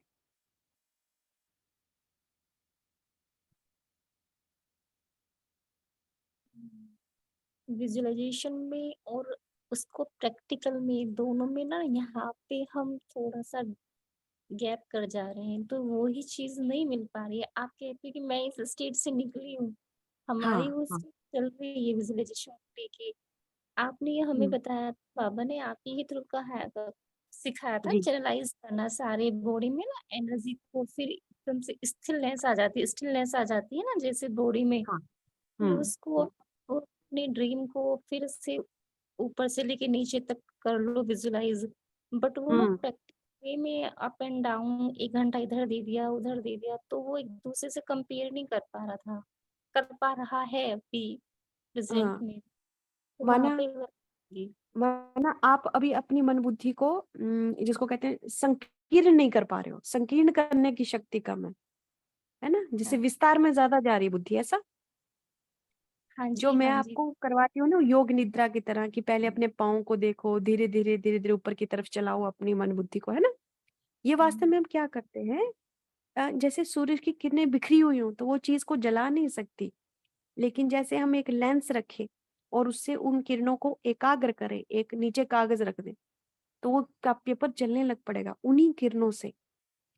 तो इसका मतलब ऊष्मा जब बिखरी हो, तो उसकी पावर कम होती है, और जब वो उसको हम संकीर्ण करने, उसको समेट लें, तो पावर ज़्यादा होती है। तो बाबा भी हमें यही कह रहे हैं, बुद्धि बाहर, बाहर, बाहर अटकी हुई है, कहीं न कहीं बाहर, वहाँ से खींचना शुरू करो, खींचना शुरू करो। अभी ये इसलिए नहीं हो रहा है क्योंकि अभी थोड़ा अभ्यास की कमी है, लेकिन ये होता जाएगा, देखना आप होता जाएगा। जितना-जितना आप ज्ञान को सुनते जाओगे ना, आपको जिस दिन ये रियलाइज़ेशन हो गई ना, पकड़ बन गई ना कि संकल्प शक्ति कैसे मेरी आत्मा, मुझ आत्मा की एनर्जी को ड्रेन करती है, उस दिन आप एकदम से जीत जाएँगे इस चीज़ को। तो इसके लिए करना क्या है? पॉज़िटिविटी बढ़ाते जाइए, अच्छा-अच्छा सुनते जाइए, और खासकर इसका अभ्यास करते जाइए, मैं आत्मा हूँ। अपने आप को भ्रिकुटी में बार-बार देखिए। हम काम करते हैं ना, बीच-बीच में डिटैच कर लो अपने आप को, मैं तो आत्मा हूँ। बात बार-बार खींचो, शुरू-शुरू में थोड़ा-सा मेहनत लगेगी अभ्यास करने की, लेकिन फिर आदत हो जाएगी। देखो अब मुझे आदत हो गई है, कई बार बिखरती हूँ मैं भी, कभी ऑफिस का काम ज्यादा होता है या घर में बच्चे हैं, टीनेजर्स हैं, वो काम तो वो योग तो करते नहीं, मोबाइल पे यदि ज्यादा लगेंगे इस तरह से। लेकिन वो बाबा ने इतना वो प्रैक्टिस उसकी करवा दी है ना, फिर जब ज्ञान सुनते हैं बाबा का ज्ञान, फिर से एकाग्रता, वो आनंद आना शुरू हो जाता है। तो अभी आप ये करते, जो आप सुनते जा रहे हैं ना, ये बन रहा है अंदर। मैंने आपको बोला ना, ये कर्मा भी जमा हो रहा है, जो भी आप सोच रहे हैं वो जमा हो रहा है ना। हाँ तो जी। अभी आप क्या सोच रहे हैं, ज्यादातर आप ज्यादातर बाबा की बातें सुन रहे हैं, है ना, इसी पर मनन चिंतन करें, ये सब अंदर चेंज कर रहा है आपके अंदर। तो इसको आपने बंद नहीं करना है। धीरे धीरे धीरे धीरे आपकी वो स्टेज, इसी को कहते हैं स्थिति बनाना। हाँ, धीरे धीरे आपकी वो स्टेज आना शुरू हो जाएगी, जब आप जिधर चाहेंगे वहीं पर मन बुद्धि एकाग्र होगी आपकी। ठीक है, अभी आपने क्या करना, क्या अभ्यास करो जल्दी। जब भी आपको लगे ना कोई लो फीलिंग हो रही है, तो लो फीलिंग इसलिए हो रही है क्योंकि संकल्प कोई लो चल रहा है, काटो उसको, उसी समय काटो। व्यर्थ कोई संकल्प है, उसी समय काटो। नहीं, ऐसा नहीं होता है। ज्ञान ये नहीं कहता, बार बार कहना है इसे, बार बार काटना है उस संकल्प को। काटते जाएंगे, उसकी जगह पर नया संकल्प खुद को देते जाएंगे। 101% आपकी जैसी स्थिति थी मेरी पहले। हाँ, अभी भी हाँ कई बार वर्कलोड के कारण हो जाती है, लेकिन ये अभ्यास बंद नहीं करना, मनन चिंतन सुनना बंद नहीं करना, बाबा की क्लासेस सुनना बंद नहीं करना, मुरली पढ़ना, इस पर चिंतन करना बंद नहीं करना। 101%। और अपने संकल्पों पर ध्यान दो, कहाँ जाते हैं मेरे थॉट्स, क्या सोचती हूँ मैं ज्यादा। अगर उसमें नेगेटिव ज्यादा है, व्यर्थ ज्यादा है, तो उसको काटना है उसी समय, है ना। स्टॉप चेक एंड चेंज करते हैं ना हम लोग, है ना। 2 मिनट रुको, काम करते करते 2 मिनट रुको, चेक करो मन में क्या चल रहा है। अगर कोई बॉडी कॉन्शियसनेस माना जब लो फीलिंग वाली, जैसे मुझे बॉडी कॉन्शियसनेस ज्यादा क्या चलता था, मेरे साथ जो गलत हुआ था, है ना, जैसे पार्शियलिटी होती है, कुछ भी कर्म अनुसार जो मेरे को, वो मुझे बहुत खाता था अंदर, मैं उससे निकल नहीं पाती थी बाहर। फिर मैंने इसको काटना बंद किया। मैं तो आत्मा हूँ, मुझे तो बाबा के बारे में सोचना है। अच्छा बाबा कैसा है, मैं ऐसे फिर बाबा का चिंतन है। अच्छा बाबा कैसे, बाबा तो निराकार है, परम धाम में बैठा हुआ है। अच्छा ब्रह्मा बाबा कैसे हैं। अच्छा परम धाम, उस 4 धाम की यात्रा सोचिए, पहले तो मुझे कुछ विजुअलाइजेशन नहीं होती थी, थोड़ी भी नहीं। लेकिन जैसे जैसे ज्ञान को, फिर मैंने राजयोगा कोर्स ऑनलाइन किया। आप सोचें, ये अभी कुछ ही साल पहले की बात है, 1-2 साल पहले की बात है, जब काफी व्याधि थी थोड़ी लाइफ में, तो जी। मानसिक तनाव ज्यादा था। तो मैंने दोबारा से राजयोग कोर्स किया, सुना, फिर से रिवाइज किया उसको। तो धीरे धीरे धीरे धीरे फिर से वही पॉजिटिविटी आना शुरू हो गई। तो हो रहा है, ये आप में परिवर्तन हो रहा है, क्योंकि हर संकल्प कर्म है और उसका फल मिलता है। तो यदि आप बार बार अच्छा सोचते जा रहे हो, सुनते जा रहे हो, अच्छा सोचते, और इसके साथ दिनचर्या भी अपनी सेट कर रहे हो, मनचर्या हाँ दिनचर्या दोनों सेट हो रही है, तो चेंज हो रहा है पक्का। अभी वो बीज पड़ा है, वो फल के रूप में निकलेगा बाहर, डोंट वरी। ठीक है जी। जी, थैंक यू सो मच। शांति बहुत अच्छा दीदी, मतलब बहुत चीजों में ये चीज हेल्प कर जाएंगी, है ना। हाँ जैसे जी। उन्होंने एग्जाम्स के लिए पूछा, और भी अपनी समस्याएं होती है, और इस तरह से हम लोग ध्यान दे सकते हैं। एक चीज हम थोड़ा सजेस्ट बहन को बोल सकते हैं, जैसे अब उन्हें भी आगे एग्जाम्स वगैरह की तैयारियां, जॉब के प्रिपरेशन सब होते हैं, तो आप ये प्रैक्टिस ये रख सकते हैं कि छोटे-छोटे गोल बना लें, मतलब उस दिन के या उस वीक के। अभी एक शायद आपके साथ ये भी हो रहा होगा, आप बताइएगा कि आप हमेशा हर दिन सोच रहे हैं कि हाँ, ये पोज़ीशन लेनी है, ये वाला एग्ज़ाम क्रैक करना है, ये सिलेबस है, और फिर आप बार-बार फिर वो कंपेयर कहीं कर रहे होंगे कि इतना कुछ है, ये खत्म करना और ये वाली जगह लेनी है, इतना मार्क्स लाना है, मतलब वो सब भी चिंतन साथ में आ रहा होगा, जो आपको भारी और फिर वो थोड़ा लो कर रहा होगा। समझ रहे हो? तो वैसा हाँ कुछ दिन के लिए वैसा नहीं करके, आप आज ये टॉपिक आज मुझे करना है, ये पर्टिकुलर चीज़ करनी है, ठीक है? और वो दिन का बस वही टारगेट चलते रहने दें, और शाम को फिर फील करें। जब आप छोटे-छोटे गोल कंप्लीट करेंगे ना, तो आत्मा की फिर वो शक्ति बढ़ेगी, वो खुद के अंदर वो पॉजिटिवनेस आएगी, और वो फिर वो शक्ति आपको हेल्प करेगी वो बड़ा वाला विजुअलाइज़ करने में। जो अभी कह रहे हैं ना, विजुअलाइज़ेशन हो नहीं रहा है, क्योंकि आप शायद अभी थोड़ा प्रिपरेशन या जिस पार्ट पे भी आप देख रहे हैं, खाली भी ज़्यादा है और फिर गोल भी ये बड़ा है, तो वो वाले चिंतन को कुछ दिन के लिए तो हटा दें, जब तक आप थोड़ा प्रिपेयर होके थोड़ा पॉजिटिव लेवल आपका बढ़ नहीं जाता। एक ये प्रैक्टिस थोड़ा कर सकते हैं, बहुत हेल्प मिलती है इससे, पर्सनली भी देखा है। दीदी। हाँ जी। आप समझ रहे हैं क्या कैसे करनी है? मतलब कि एक दिन का वो करो, मतलब आप छोड़ दो कि बड़ा अभी क्या सोचो। आज अपने को चेक करो कि हाँ ये वाला चीज सोचा, ये टॉपिक प्रिपेयर किया, ये कर पाए कि नहीं, ठीक है, ये किया कि नहीं, है ना? ये जब ज्यादा कब होता है ना, दिन भर सोचो व्यर्थ में चल गया, थोड़ा इधर चल गया, काम वाम आ गया, फिर लास्ट में हमने फिर लेके पूरा एनालाइज किया, तब मन बहुत खाता है कि आज ये नहीं हुआ, अब तो ये करना है, आज वो नहीं हो रहा है। जब छोटे छोटे अचीवमेंट्स मिलने लगेंगे ना, तब वो वाला चीज आपको आगे सोचने के लिए और बहुत हेल्प करेगा। कहीं किसी भी मन को छोटे छोटे अचीवमेंट्स की खुशी दो, और वो वाला कि लक्ष्य पूरा करने का जो आता है ना, वो चीज आपको बहुत हेल्प करेगा फिर बाकी बड़े लक्ष्य के लिए। सर आपको ना ऐसे 5 सब्जेक्ट हैं, रीजनिंग को भी 1 घंटा देना है आपको, मैथ को भी इंग्लिश को भी देना है, एसएसटी को भी देना है। संडे में मैराथन भी ले लिया हमें 5 तो घंटे ये की। जो आप बड़ा इतना सारा कुछ बोलो नहीं करो, कुछ जो जो डिफिकल्ट है या एक टॉपिक है, एक को लो और उसका अचीवमेंट पहले फील करो। ठीक है कि आज ये चीज था, ये नहीं हो रहा था, ये मैंने आज के दिन पे ये कर लिया। जब ये 2-3 चीज आपके प्लस प्लस आएगी ना, आपके देखना अगले आपकी प्रोडक्टिविटी बढ़ जाएगी। फिर जो इतना सारा ना वो होने लगेगा। ठीक है, अभी आप ठीक सब पहले सोच लोगे ये करना वो करना, मैप बड़ा कर लोगे ना, तो फिर वो एक करने में आपको दिक्कत होगी, बार बार दिमाग में घूमेगा, अरे ये 3 चीज भी बचा, अरे वो 4 बचा, नहीं। जो उस समय कर रहे हैं, ये चीज करना है आज, मेरा ये सोचो और ये मेरे को आज करना है। और वो करने के बाद वो चीज को अचीव करो, उसको कहीं नोट करो, अच्छा ये सोचा ये कर लिया, तो वो आत्मा को थोड़ा पुश दो। ठीक, समझ रहे हो कि वो फील आए कि हाँ ये तो मैं कर सकती हूँ, आज ये वाला किया, तो जब आपको पता चलेगा कि आप छोटे छोटे टारगेट पूरे कर पा रहे हो और वो एनर्जी जमा होगी, तो वो आपका देखो कैसे प्रोडक्टिविटी फिर बढ़ेगा, फिर बड़ी चीज भी होगी, फिर इजी लगेगा विजुअलाइज करना भी, अचीव करना भी, है ना? हमेशा एक बड़ा सा प्लान को पहले छोटे में बांट कर करना है। यानी हाँ आप छोटा टॉपिक भी कंप्लीट कर रहे हैं, तो आपको बड़े का ही कंप्लीट करें, लेकिन एक साथ सबको लेकर नहीं बैठे ना। जैसे जब खाना बनाते तो क्या करते, जब काट रहे तो परफेक्ट काटने पे सोच रहे, उस समय सोचेंगे कि अरे कढ़ाई पे भी ये रख दे, अरे वो भी करना है, अरे मसाला भी पीसना है, तो क्या होगा कि सब फिर मैश ही हो जाता है ना। उस समय जो हम कर रहे हैं उस पार्ट पे उसी पे ध्यान दें कि हाँ ये परफेक्ट हो जाए, फिर वो हो जाए, फिर उस समय देखो फिर सब मिलकर एक अच्छा ही डिश तैयार होता है ना? समझ हाँ रहे हो? जी। हाँ, तो जी अभी हाँ। थोड़ा संकल्प को मत बोलो, अगर आ भी रहे ना, बाकी नहीं अभी ये नहीं करना, मैंने आज ये टारगेट किया, आज ये 2 घंटे का ये, और 2 घंटे ये करना, आज 5 आधे दिन का ये किया, तो आज ये करके मेरे को अपने आप को ये अचीवमेंट देना, यही टारगेट है अभी उस 4-5 घंटे का। ठीक है, ऐसे ऐसे तोड़ के कुछ दिन चलो, एक वीक देखो, फिर थोड़े बढ़ाना, तो आई थिंक हेल्प तो मिलता है सही, ऐसे करने से। बिल्कुल सही है ये विधि, बिल्कुल सही है ये। इससे क्या होगा कि आपका कॉन्फिडेंस बढ़ेगा कि मैंने इतना कर लिया, इतना कर लिया। क्या हो रहा है अभी? अभी अंदर बैंक बैलेंस खाली है ना, तो इसलिए वो सोच के डर लग रहा है। लेकिन जैसे दीदी ने कहा, आपको छोटे-छोटे आप सक्सेस लेती जाओगी ना, उससे कॉन्फिडेंस भी आपका बढ़ेगा और मज़ा भी आना शुरू हो जाएगा फिर, कि अच्छा इतना कर लिया, ओके इतना हो गया, इतना हो गया, इतना हो गया, ऐसा-ऐसा करके। और फिर बड़ा सोचने के लिए सिर्फ वही चाहिए कि हुँ। हमको अपना वो कॉन्फिडेंस ही चाहिए, वो हो जाता है। फिर आपको 10 जन नहीं भी कहेंगे ना, आपको लगेगा नहीं मैं कर सकती हूँ, मतलब इवन दो आप फर्स्ट होगी अपनी सिटी की, अपने स्टेट की, फिर भी आपको लगेगा कि नहीं ये मैं कर सकती हूँ, क्योंकि आपने छोटे छोटे से जो बल जमा किया ना, वो बाकी आपको नहीं गिरा सकेंगे। यही है ठीक है। वाइब्रेशन रेज़ करना, यही है वास्तव में। हम क्या थे, एक एक ही बार में जंप लगाना चाहते। एक बीमार व्यक्ति उसको बोले कि 400 मीटर मैराथन जीतो, नहीं जीत पाता ना वो। तो अभी अभी आपने उस चीज़ को धीरे-धीरे करके बढ़ाना है।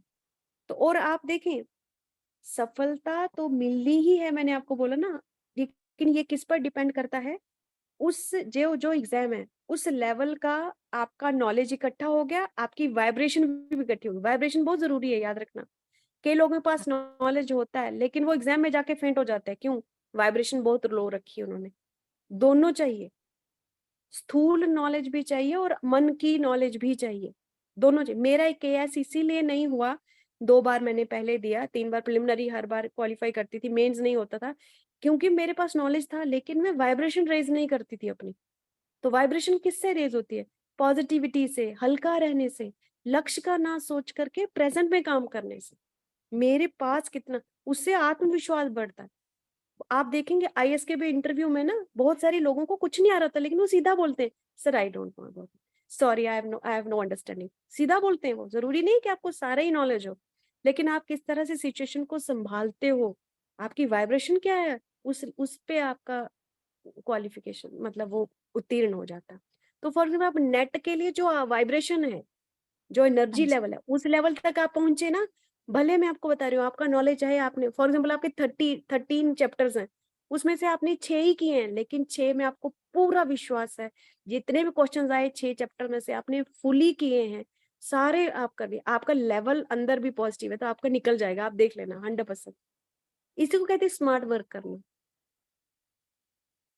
ठीक है? हाँ जी, तो अंदर की ये हाँ जैसे दीदी ने बताया ना आपको छोटे-छोटे लक्ष्य रख के उनको उत्तीर्ण अभी करते आप जाओ। 1 वीक तो यही करो क्योंकि इतना दिन किया 1-2 साल ऐसे तो हुआ ना अभी 21 दिन जो बोलते हैं स्टैंडर्ड एक कोई हैबिट को तो 21 दिन का ये कर लो कि 21 दिन में यही विधि पे चलूंगी अभी मुझे बड़ा-बड़ा नहीं सोचना और मन में जब क्रॉस भी आएंगे कि अरे उतना बच्चा है तो वैसे कर तो बोलो कि ये पार्ट तो मैं उसी का कर रही हूँ ना मन को फिर क्रॉस करना ठीक है दोनों रूप होते हैं ना हमारे अंदर अंदर की माया या रावण बोलेगी और आपको डराएगी कि अरे इतना बच्चा ये है आप तो ऐसे चल रहे हो तो उसको बोलो जो ये 2 घंटा कर रही है उसी का पार्ट तो कर रही हो ये कहीं से बहुत यस, वेस्ट चीज तो नहीं है कुछ अलग तो नहीं कर रहे यस, ठीक है यस, तो हम यस।